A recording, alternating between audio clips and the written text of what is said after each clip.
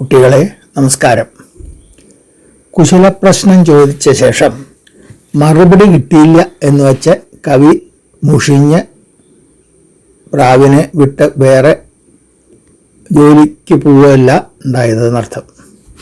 ഞാൻ ചോദിച്ച ചോദ്യം ഉണ്ടല്ലോ, അതായത് ഭാര്യയും കുട്ടികളെയും പറ്റി അവർക്കൊക്കെ സുഖല്ലേ എന്നുള്ള ചോദിച്ചത് എൻ്റെ ഒരു പാഴ്ശ്രമം ആണ്, ഒരു ആവശ്യമില്ലാത്ത ചോദ്യമായിരുന്നു അത്.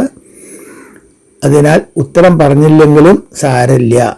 കാരണം പ്രകൃതി തന്നെ അവയ്ക്ക് വേണ്ട സംരക്ഷണം കൊടുക്കുന്നതിനാൽ സുഖക്കുറവ് ഉണ്ടാവാൻ യാതൊരു വഴിയില്ല എന്നുള്ള കാര്യമാണ് കവി അടുത്ത ശ്ലോകത്തിൽ പറയുന്നത്. അതായത് 10ാമത്തെ ശ്ലോകത്തിൽ നമുക്ക് ആ ശ്ലോകം ഒന്ന് ചൊല്ലാം.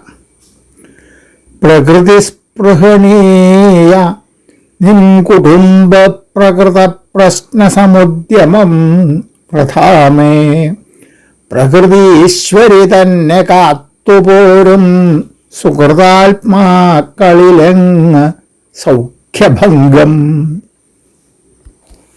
അല്ലയോ പ്രകൃതി സ്പൃഹണീയ നിൻ കുടുംബ പ്രകൃത പ്രശ്ന സമുദ്യമം മേ വൃഥാ. പ്രകൃതി ഈശ്വരി തന്നെ കാത്തുപോരും സുഹൃതാത്മാക്കളിൽ സൗഖ്യഭംഗം എങ്ങ് എന്നാണ് ഇതിൻ്റെ അന്വയം. പ്രകൃതി എന്നാൽ സ്വഭാവം, സ്വാഭാവികമായുള്ള അവസ്ഥ തുടങ്ങി ഒരു നാനാർത്ഥപദമാണ്. അപ്പോൾ പ്രകൃതി സ്പൃഹണീയ എന്ന് പറഞ്ഞെങ്കിൽ പ്രകൃത്യാ തന്നെ ജന്മന, സ്പൃഹ എന്ന് പറഞ്ഞെങ്കിൽ വാഞ്ച, ഇച്ഛ, കൊതി എന്നൊക്കെ അർത്ഥം.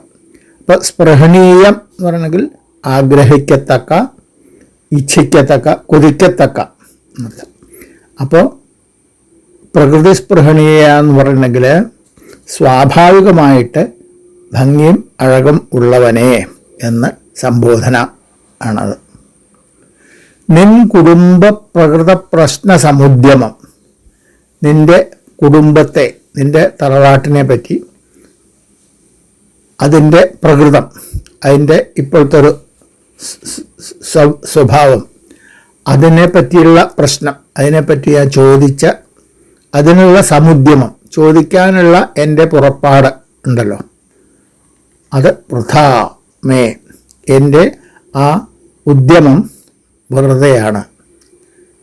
അതായത് അല്ലയോ ഭംഗിയുള്ളവനെ, നിൻ്റെ കുടുംബത്തിൻ്റെ സംഗതികളെപ്പറ്റി ഞാൻ ചോദിച്ചത് ഒരു അനാവശ്യമായിട്ടുള്ള ചോദ്യമായിരുന്നു എന്ന് കവി തന്നെ അതിനെ പ്രാവിനെ വിളിച്ച് പറയാണ്.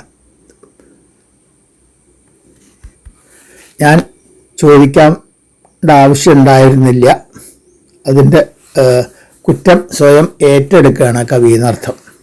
അപ്പോൾ അതിഥിയോട് എന്തെങ്കിലും ചോദിച്ചു, അതിന് ഉത്തരം പറഞ്ഞില്ലെങ്കിൽ അപ്പോൾ അതിഥിയോട് മുഷിയരുത്, അതിൻ്റെ ചുമതല സ്വയം ഏറ്റെടുത്ത് അതവിടെ ഭംഗിയാക്കാൻ നോക്കുക. അതാണ് കവി ഇവിടെ ചെയ്യുന്നത്.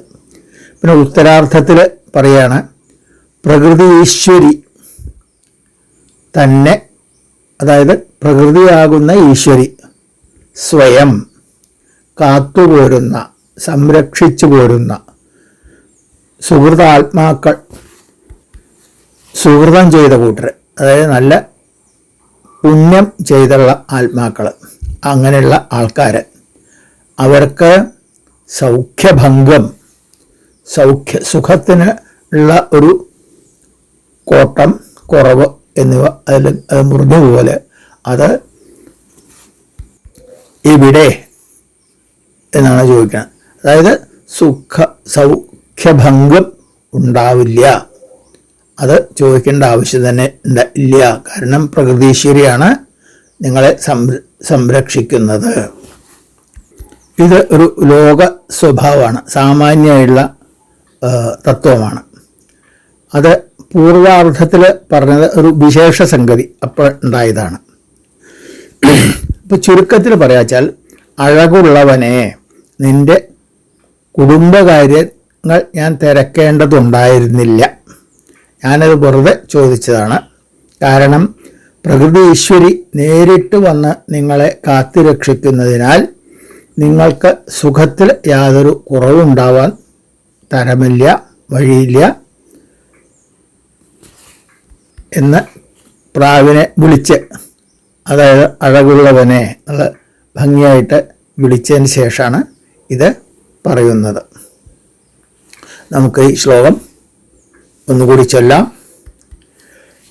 പ്രകൃതി സ്പൃഹണീയ നിൻ കുടുംബ പ്രകൃത പ്രശ്ന സമുദ്യമം വൃഥാമേ പ്രകൃതീശ്വരി തന്നെ കാത്തുപോരും സുഹൃതാത്മാക്കളിലെങ്ങ് സൗഖ്യഭംഗം. ഇവിടെ പൂർവാർദ്ധത്തിൽ പറഞ്ഞ വിശേഷണത്തെ ഉത്തരാർദ്ധത്തിൽ സാമാന്യം കൊണ്ട് സമർത്ഥിച്ചിരിക്കുകയാണ്. അതിനാൽ ഇത് അർത്ഥാന്തരന്യാസം എന്നുള്ള അലങ്കാരമാണ്. അതിനെപ്പറ്റി കൂടുതൽ അറിയാൻ ഭാഷാഭൂഷണം ഒക്കെ നോക്കേണ്ടി വരും. അതുപോലെ ഇതിൽ ദ്വിതീയാക്ഷരം